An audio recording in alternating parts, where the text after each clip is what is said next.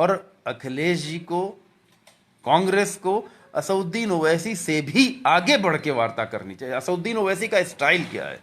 अगला पूरी दबंगाई से, जिस स्टाइल में योगी राजनीति करते हैं ठीक उसी स्टाइल में अगर कोई राजनीति करता है तो वो है असदुद्दीन ओवैसी। अगर मैं गलत कह रहा हूं तो आप बताइए।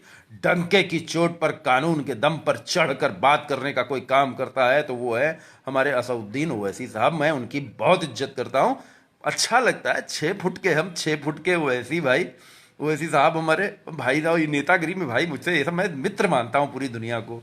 पूरी दुनिया मेरी मित्र है। मैं एक भारत देश का नागरिक हूं, आप एक भारत देश के नागरिक हैं। आप मुकेश अंबानी भी हो सकते हैं, आप अनिल अंबानी भी हो सकते हैं, जो दोनों आपस में एक दूसरे से युद्ध लड़ते हो, लेकिन मेरे लिए तो भारत देश के नागरिक है, ये गले मिलते हैं।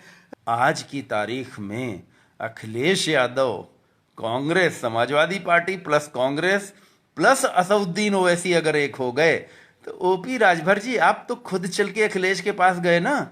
लेकिन सबसे बड़ा एक वोट बैंक जो मुस्लिम वोट बैंक है और पिछड़ा वोट बैंक है, अभी मैंने जो ओम प्रकाश राजभर के बारे में कुछ लिखा तो उसके नीचे बहुत से लोगों ने लिखा कि ओपी राजभर के साथ सारा राजभर समाज भी नहीं है, सारा पिछड़ा समाज यादव जी के साथ भी, अखिलेश यादव के साथ भी नहीं है। बहुत बड़ी संख्या में लोग भाजपा के साथ हैं, क्योंकि भाजपा हिंदू कार्ड फिर खेलने जा रही है। और कांग्रेस एक ऐसी पार्टी है जो अपने अतीत में डूबी हुई है। राहुल गांधी, प्रियंका गांधी फ्रंट पर आए, लेकिन उनके जो पुराने नेता हैं, जो जो बुजुर्ग हो गए नेता, वो बुजुर्ग नेता आज भी अपने अतीत, अपने जलवे, अपना मैं मंत्री, मैं फलाना बड़का मंत्री, ये जो पुराने पुराने नेता हैं कांग्रेस के, ये कांग्रेस का सच में जो है नाश कर रहे हैं कहीं से। बोलने वाले जैसे सुप्रिया श्रीनेत्र बहुत बहुत बढ़िया बोलती हैं। नए नए जो प्रवक्ता, नए नए लोगों को जिन्होंने कांग्रेस ने जिनको आगे किया वो अच्छे जा रहे हैं। अजय कुमार लल्लू भी कर ठीक रहे हैं, लेकिन उनका देसी स्टाइल जो है ना, वो और पार्टियों के हिसाब से सही नहीं हो पा रहा है। मेरी इस बात पे आज आप बताइए, अगर मैंने जरा सा भी गलत कहा हो, कि एक जमाने में अखिलेश जी आपने अपने पिताजी का ही, अपने पापा ही की, अपने पिता की ही बात नहीं मानी थी और कांग्रेस से हाथ मिला लिया था, और सोनिया गांधी खुद आगे आई थी क्योंकि उनको कांग्रेस के अस्तित्व की रक्षा करनी थी। उन्होंने आपका फायदा उठाया। आज आप कांग्रेस का फायदा उठाइए ना। प्रियंका गांधी से आगे बढ़ के मैं बात करने के लिए सबसे तैयार हूं। अपने एक सर्किल तैयार करिए कि भाई ढेर सारे लोग एकजुट हो जाइए, अच्छा रहेगा। एक तरफ जैसे मैंने योगी जी के भी बारे में कहा कि योगी जी भी स्वयं को सच्चा और ईमानदार दिखाने मानते हैं, संत हैं, तो उनका क्रोध बड़ी जल्दी प्रकट हो जाता है। अब जैसे मैं हूं, मैं अपने आप को सच्चा कहता हूं। मैंने घर छोड़ के भागने वाला संन्यास नहीं लिया है। मैं गृहस्थ में ही हूं और केवल सत्य पथ पर चल रहा हूं, केवल सत्य पथ पर चल रहा हूं। मुझे एक बार नहीं कई बार जेल जाना पड़ा, कई घरेलू मामलों में या अपने काम धंधे के मामले में, लेकिन पीछे कभी नहीं हटा, कभी असत्य नहीं बोलता हूं। एक जो सबसे बड़ा सन्यासी होता है वो होता है गृहस्थ सन्यासी। हिंदू, मुस्लिम, सिख, ईसाई सब में ये होता है, क्योंकि जो पिता होता है ना, वो पिता अपने अरमान मार देता है। मैं आज अपने अपने जानने वाले जो मुझको लंबे समय से लखनऊ में देख रहे हैं, छात्र संघ चुनाव मेरी शादी से पहले से मुझको देख रहे हैं, उन सबसे मैं एक बात पूछ रहा हूं, कभी आपने मुझको कोई अपना शौक पूरा करते देखा? कभी आपने मुझको बहुत अच्छे कपड़े में भी देखा? कोई बहुत अच्छी बाइक, बहुत अच्छी गाड़ी में दिखा रहा हूँ, ली थी हमने एक सफारी, राइफल लेके भी हम निकले थे, लेकिन जब मुझे लगा कि हैं ये तो शादी में और सब जगहों पे मुझको नहीं, मेरी सफारी को, मेरी राइफलों को, मेरे गनरों को बुलाया जा रहा है, तो मैंने कहा कि मैं एक अकेला, मैंने जन्म लिया है, अकेले ही मुझे अगर सम्मान मिलेगा तब तो मेरा जीवन सार्थक है, वरना तो मेरी सफारी को, मेरे पैसे को सम्मान तो दुनिया पूरी दे रही है।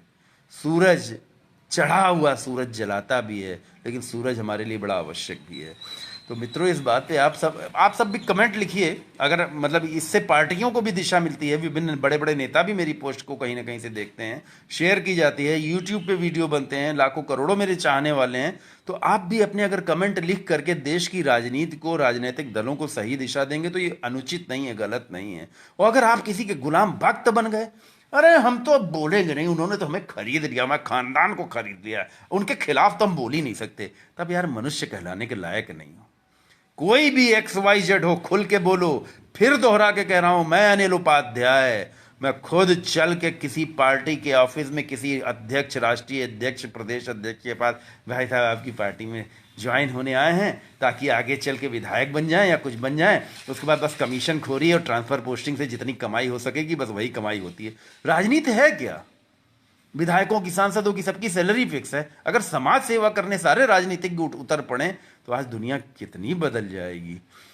कितनी बदल जाएगी सोचिए। कितना लोगों को पैसा चाहिए, कितना पावर चाहिए।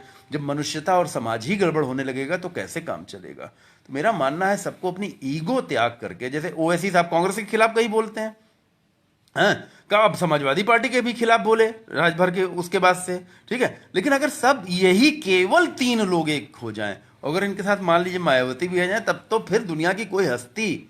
अब मायावती जी अखिलेश यादव को मुख्यमंत्री बनाना चाहेंगी कि नहीं बनाना चाहेंगी, लेकिन कांग्रेस के सामने तो ये खुला रास्ता है। कांग्रेस ने अपने मुख्यमंत्री का अभी तक नाम नहीं घोषित किया है, और अखिलेश यादव को ही मुख्यमंत्री स्वीकार करते हुए 105 सीटों पर 2017 में कांग्रेस ने समाजवादी पार्टी से गठबंधन किया था। तो उसी चीज को फिर रिवाइव कर दो, ठीक से बैठ के बात कर लो। 105 सीटों में ओवैसी साहब को भी ले लो, सबको ले लो, जिनको जिनको लेना है ले लो, कोई एक रास्ता निकालो। बताइए मैं गलत कह रहा हूं तो मेरे मन में विचार आया, मन किया कह दूं। आप सबको जैसा लगा, अच्छा लगा बुरा लगा, जो भी लगा, मैं माफी चाहता हूं। बाकी बातें बाद में। तबीयत थोड़ी सी ठीक नहीं है, बोल नहीं पा रहा हूं बहुत अच्छे तरीके से है। अन्ना आंदोलन प्रबल हुआ 2011 के बाद से, और अन्ना आंदोलन का सबसे बड़ा लाभ भारतीय जनता पार्टी ने लिया। 2017 तक भारतीय जनता पार्टी पानी पीऊंगा, कांग्रेस के विरोध पर ही चुनाव लड़ रही थी। मतलब सबसे बुरी पार्टी किसको बताया जा रहा था? कांग्रेस। स्मृति ईरानी, सभी लोग, सब तरफ ने खूब खूब कांग्रेस की बुराई की और 2014 में सत्ता हासिल किया। लेकिन 2017 का जो 14 और 17, मात्र 2.5 साल, 2.5 साल बाद जो चुनाव हुए, उस 2.5 साल में मोदी जी खूब प्रबल हो गए, भाजपा खूब प्रबल हो गई। लेकिन कैसे प्रबल हुई? उस दौरान भाजपा कांग्रेस की बुराई कर करके, भारतीय जनता पार्टी के छोटे से छोटे कार्यकर्ता ने, बड़े से बड़े नेता ने, कांग्रेस हटाओ, कांग्रेस मुक्त भारत चाहिए, कांग्रेस नहीं चाहिए। कांग्रेस की सबसे तगड़ी बुराई थी, और अखिलेश यादव भी सत्ता से तुरंत हटे थे। उगते सूरज को सब सलाम करते हैं, सब ये कहते हैं, लेकिन उगता जो सूरज जब प्रबल होता है गर्मियों में, अगर 2 बजे 3 बजे, तो वो धूप बड़ी तीखी लगती है, बुरा भी लगता है। आप लोगों से एक अनुरोध करूंगा कि इसको शेयर कर दीजिए, प्लीज प्लीज इसको शेयर कर दीजिए, क्योंकि आजकल आप सबका प्यार मुझे थोड़ा कम मिल रहा है। आपकी मोहब्बत का तलबगार रहता हूं, सदैव आपकी मोहब्बत का तलबगार। मैं अनिल उपाध्याय सच कह रहा हूं। मैं अगर आज चाहूं तो किसी भी पार्टी के बड़े नेता से मिलूं, जाके लखनऊ में ही रहता हूं, और कोई पार्टी की पॉलिटिक्स करने लग जाऊं, ऐसा नहीं कर रहा हूं। मैं आपका प्रतिनिधि हूं, सच्चा जनता का प्रतिनिधि हूं, जो चुनाव लड़के 5 साल के लिए आपका प्रतिनिधि नहीं बनना चाहता, सदैव जीवन भर आपके जैसा रहना चाहता हूं, आपकी तरह अपना परिवार पालना चाहता हूं, आपकी तरह अपने छोटे से बच्चे सत्यांश को बड़ा करना चाहता हूं। ये बात एकदम 100% सच्ची है। विश्वास करिए, जब मैं जयनारायण डिग्री कॉलेज छात्र संघ का महामंत्री था 1988-89 में, 89 में, आप जयनारायण डिग्री कॉलेज के सामने चले जाइए, वहां पत्थर पर आपको हमारा नाम लिखा नजर आएगा, नारायण दत्त तिवारी, स्वर्गीय वीरेंद्र प्रताप सिंह मार्ग।